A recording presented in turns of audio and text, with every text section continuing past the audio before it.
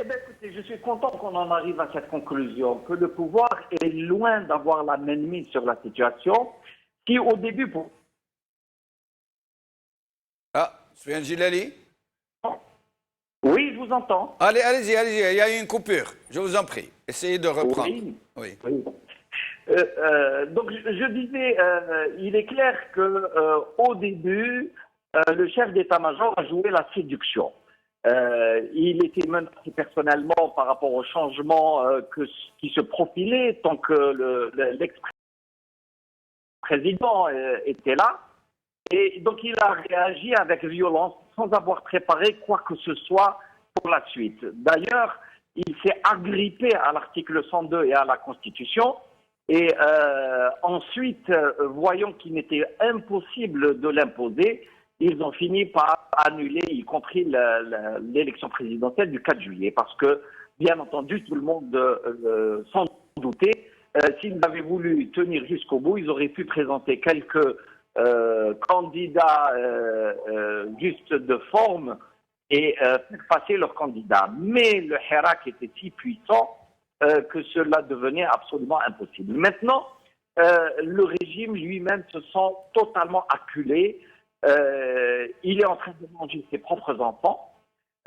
Il faut prendre la mesure de ce qui se passe. Et j'étais content de vous entendre au début reconnaître quand même une avancée extraordinaire de ce mouvement-là par rapport à des résultats.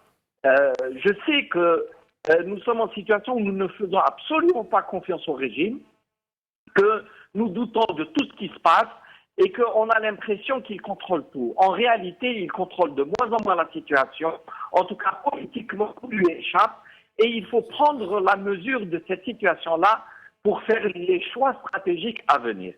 Le régime Bouteflika lui-même, c'est totalement... Ça ne signifie pas que le système lui-même est détruit, que l'État lui-même est toujours construit autour de l'institution militaire, mais la mainmise sur la dimension politique est de plus en plus difficile. D'ailleurs, le pouvoir maintenant réagit de façon intempestive très souvent par des menaces, par le blocage des opposants. Il interdit, il essaye d'interdire en tout cas le contact entre les hommes politiques et la population. C'est ce qu'il a fait hier en m'interdisant la réunion à Oum el-Bouaki. Il l'avait fait 15 jours avant en m'interdisant une conférence avec ACTIF, l'association des ulama, Jamiat al-Ulama al-Muslimin. Donc systématiquement, le pouvoir veut fermer tous les espaces d'expression. Mais le mouvement est si puissant que l'histoire étant en marche, je crois qu'il faut bien comprendre que nous sommes dans une phase d'évacuation d'un régime qui n'a plus lieu d'être. Ça va être très subtil pour l'opposition et pour le mouvement. Mais Soufiane Gilali, ce régime, l'état-major pour ne pas le nommer, semble monter réellement en cadence chaque semaine un peu plus et aller vers la violence, non seulement par des écarts de langage totalement insupportables, mais aussi et surtout par des emprisonnements, par des menaces, par des intimidations. Le cas Borga, le cas de l'LMI à Oran, le cas de la jeune militante du RCD et d'autres. Ça devient réellement une histoire de junte forcenée qui essaye de réduire par la brutalité un mouvement citoyen. Il n'y a pas de doute à cela. Dès le début, le pouvoir a essayé de diviser le mouvement. Il a introduit une donnée, disons, une possibilité de fracture à l'intérieur de la société, mais qui n'a pas fonctionné. Donc, en travaillant sur une dimension doctrinaire idéologique, il c'est un petit peu... Soufiane Gilali, il y a des coupures, si vous... Je disais que je regrette que certaines parties de l'opposition IES aient joué le jeu de renforcer la convocation qui a été démarrée et initiée par le chef d'état-major. Au lieu de rentrer dans ce jeu-là, il aurait fallu se mettre au-dessus. Maintenant, l'issue ne peut pas être par la provocation et encore moins par la confrontation.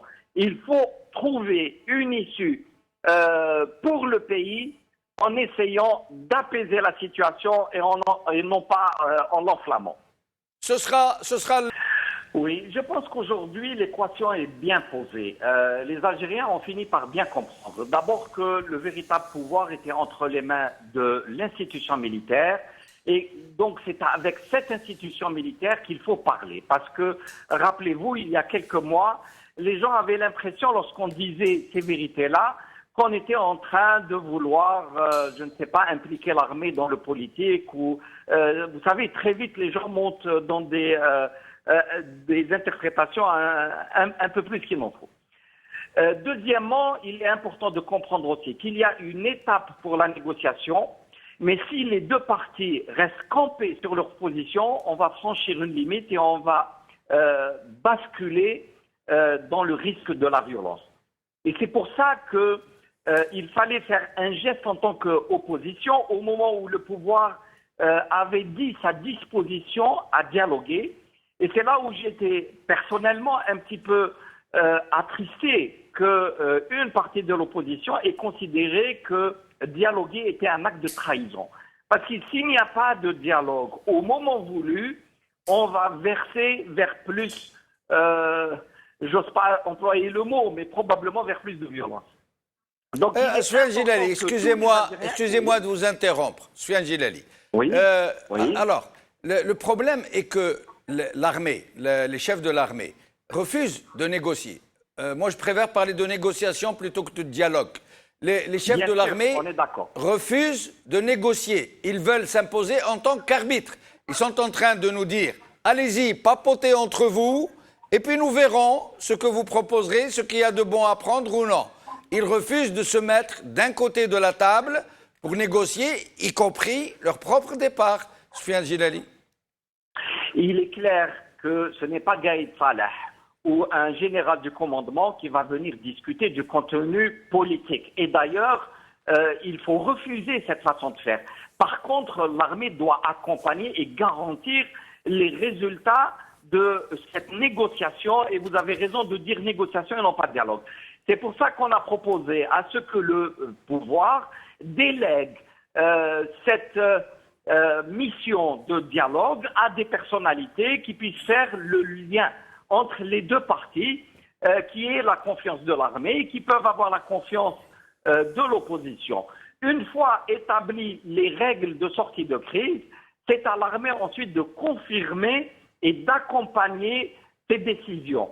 Alors, j'avais à plusieurs reprises répété la phrase « Il faut être là pour accompagner le régime à s'en aller ». Voilà l'opération qu'il s'agit de faire et non pas rentrer dans une forme de punching ball entre l'armée et la rue.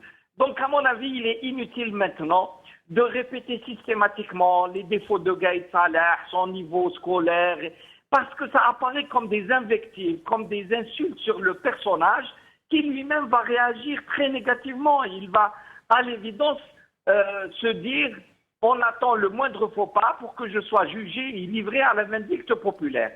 Donc nous avons tous à gagner aujourd'hui d'apaiser cette relation et d'essayer de trouver les vraies solutions. Et les vraies solutions, c'est comment aller vers une légitimité populaire sans tâche, absolument claire et transparente. Donc comment gagner cette phase-là?